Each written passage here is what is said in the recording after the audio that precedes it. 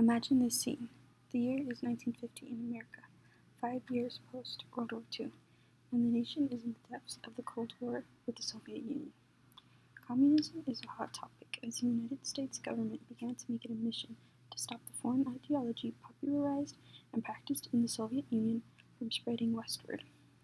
Fear-mongering Senator Joseph McCarthy of Wisconsin led the mission against communism, when in February of 1950, McCarthy delivers a speech before the Senate pertaining to how the senator has a list of known communists working within the State Department. McCarthy had thereon initiated the Red Scare, which would further propel the United States mission against communism.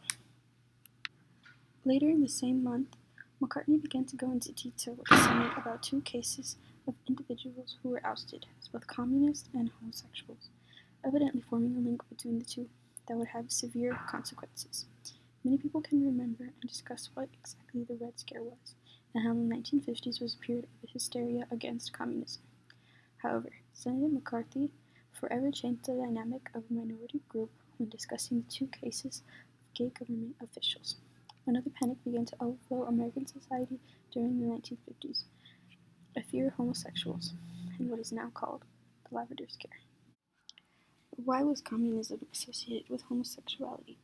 What exactly were the consequences of the Lavender Scare, and why is the Lavender Scare an unknown historical event?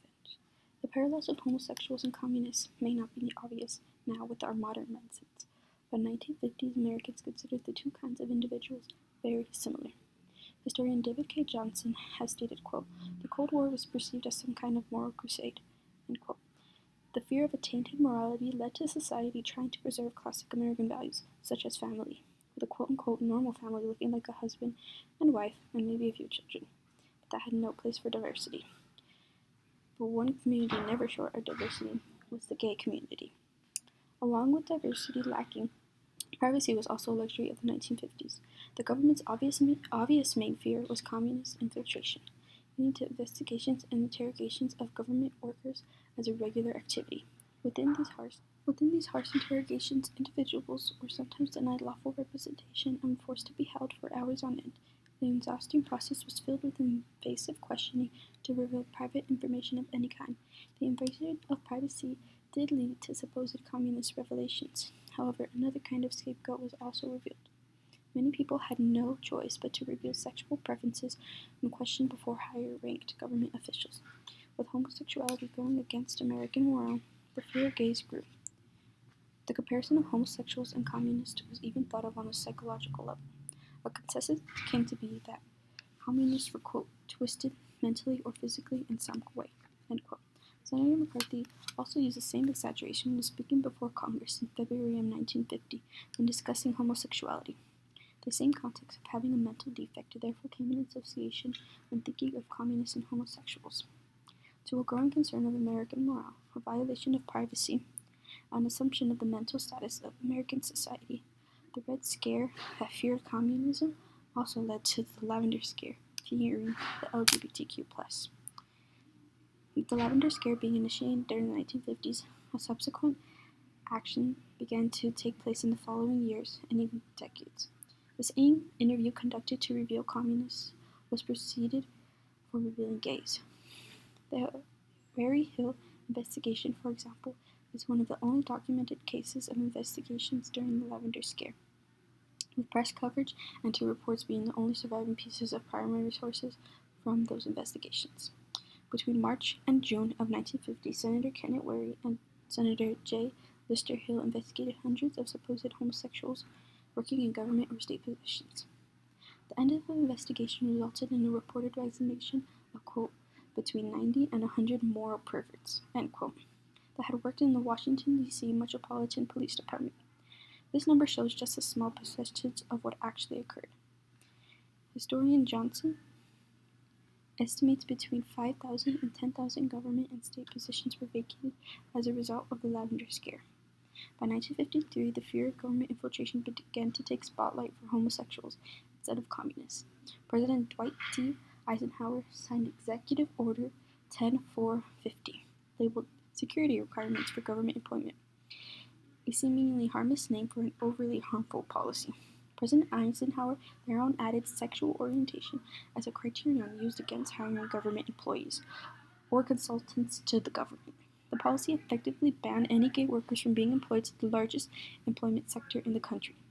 The executive ban began to be recreated in the private employment sector and at the individual state level.